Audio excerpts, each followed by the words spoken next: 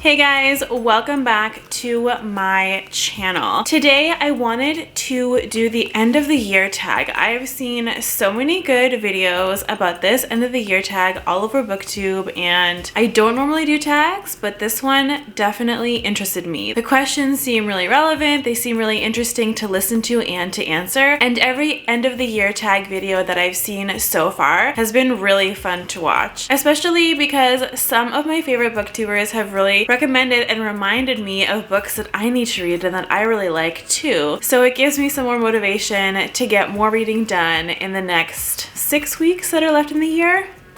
Oh my god, that's crazy. I cannot believe that there are like 6 weeks left in the year. Oh gosh, I hope 2021 is better. So the first question is, are there any books that you started this year that you need to finish? And I want to preface this video in general by just saying that I started out the year with a reading goal of 40 books, and then I was on BookTube and I started getting more ambitious and I started reading more, so I upped that goal to 50 books, which is amazing. And I was like, I'm definitely gonna hit this goal. I am all set. We're here, we're ready. And then in September and the beginning of October, I had a pretty bad reading slump. I think I was just really going through it, and I didn't read like a single book in those like 5 or 6 weeks. So I'll probably get to my original goal of about 40 books, but I don't think I'm gonna get to 50 books this year. I'm gonna do the same goal of 50 next year and see how that goes, but in either case, we're gonna be at 40 something for 2020, which is still good. It's not 50 like I wanted, but it's still good. So the first question is, are there any books that you started this year that you need to finish? And to that, I'm gonna say yeah. There are quite a few that I kind of want to finish that I have saved for this season, and also just ones that I started that I needed to finish and that I didn't finish. And even one that I received an ARC for and was supposed to do a review, and then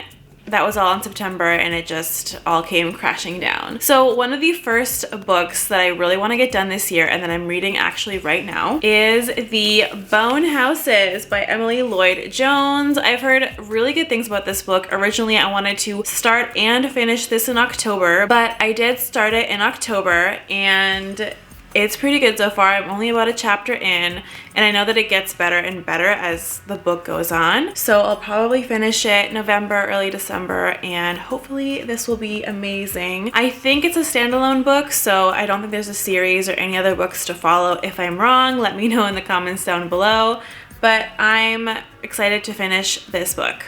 The next book that I want to finish this year that I started is really more of a series and not just a book. So a few months ago, if you guys remember, if you've been watching my videos, you'll know, and if you're new to this channel, hey. But I started reading the Red Queen series, and I'm almost done the third book, which is called King's Cage. So I want to finish the series in total, and this is the fourth book and the last book of the series called Warstorm, and I'll be starting this one in December. So you'll see this one in my December TBR. The other book that I want to finish is actually Master of Poisons. This is the one that I got the ARC for, and then I started it and I just didn't read anything in September. So I wanted to read it and post a review about it in September, and I never got around to doing that. So I'd love to get it done by the end of the year and then be able to give you guys my thoughts either in a wrap up or in a solo review video. But so far I've seen little videos about Master of Poisons pop up here and there on BookTube, and the reviews so far that I've seen have been really good. So that makes me even more motivated to finish the book and get it done and provide the review that it deserves, because I'm so excited. And I'm also pretty sure that this is the author's debut novel. Her name is Andrea Hairston, and so I just love being able to read the first book that an author puts out and then being able to follow that author throughout. I think it's a debut book, but I could be wrong.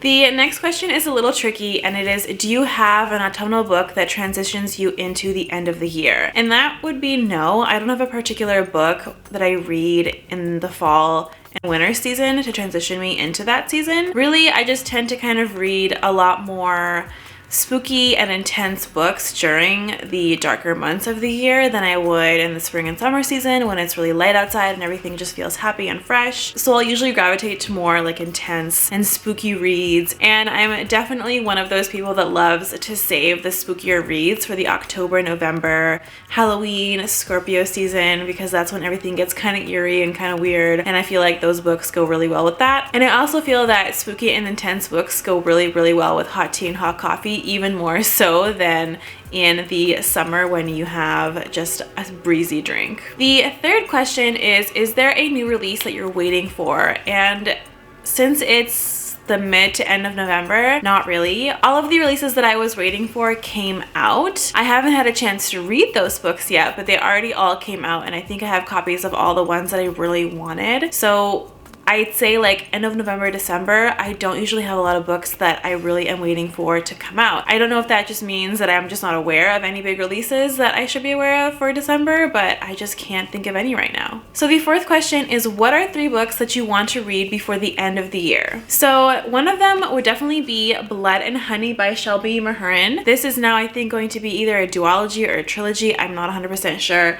This is the beautiful Fairy edition that I pre-ordered. I didn't really love Serpent and Dove that much. If you've been following me, then you know that. If you're new here, hey. But I didn't really love Serpent and Dove that much. I felt like the story was kind of unrealistic and weird, and I didn't think that the main character was as hilarious as everyone else thought she was. I thought she was definitely very ridiculous. Like some parts were just like, okay, that adds a little bit of lightness to the story, but it just seemed more ridiculous than funny. Like I might just have a more difficult sense of humor, but I prefer more like smart, intelligent, clever humor than just kind of ridiculous, weird, barstool type of humor. But one of the characters in the book that I did really love was Coco, her best friend, who's also like a Dame Rouge, which is like a different kind of magic than what the main character is. And so I'm really hoping in Blood and Honey that we get to see more of Coco's magic and less of the main character's magic, and that it's more a book about Coco. And from the fan art, it seems that it will be that way. So that's what I'm hoping, and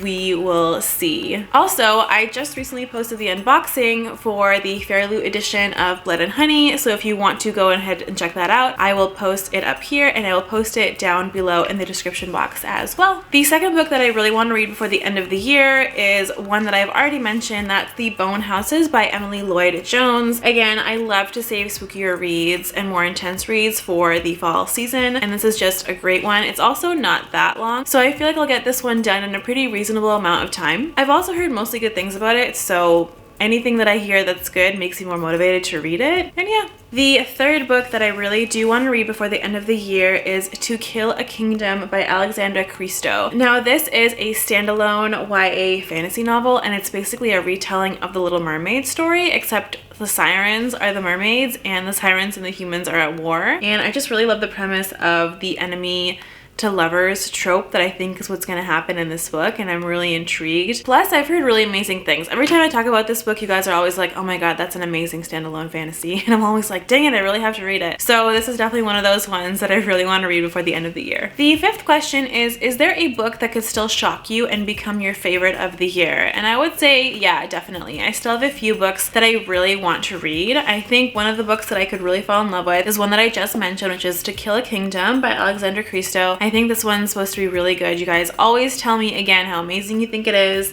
and I've also just heard really good things about this. I love The Little Mermaid in general, so any kind of dark and more villainous retelling is probably definitely going to be something that I really enjoy. The second book that I think could really steal the spotlight is called The Space Between the Worlds by Micaiah Johnson. This is the beautiful Lumicrate edition, and if it wasn't for Lumicrate, I would have never discovered this book. I have heard maybe one other person on Bookstagram talk about this, and she loved it. So I can't wait to get into it. It's definitely one of those like different dimension, kind of a mix between fantasy and sci-fi, and it just seems really cool. I've talked about this before, and it's on my December TBR, so you guys are gonna get a lot more information about what this is about in that next video, which is supposed to be posted next week. And of course, there's definitely more books that I really want to read before the end of the year. Again, my December TBR video is going to be posted next week, so I'll save those books for that video, but I'm really hoping that you'll like them and you'll have read them and give me advice on maybe debate which ones should be prioritized. Again, there's always other books that could steal the spotlight, but I think that those two books, based on the premise and the story and the synopsis, seem like ones that could really make me fall in love with them and just suck me in so quickly. The sixth and last question is, have you started to make reading plans for 2021? And to that, I'm gonna have to say kind of, but not really. I definitely want to put my reading goal as 50 books for the year because I actually want to accomplish it next year instead of not being able to this year, and I might increase it depending on how the year goes for me. But in terms of books that I really want to read, I haven't actually made those plans and laid those out yet. I do want to double check my list of books that I am excited about and see when they come out, and if they come out in 2021, I want to make a video about those anticipated reads. But right now, the one book that I really want to read in the early 2021 months is The Gilded Ones by Namina Forna. This is kind of like a fancy looking arc that we got in our Fairy Loot box, I think a few months ago, and this book actually comes out in finished copy in February 2021, I believe. I don't know if it's postponed or not, and I'm not sure if I got the date right, but I think that's the date. This is supposed to be a really beautiful YA fantasy, and I have been excited by it ever since I heard about it. So the fact that we got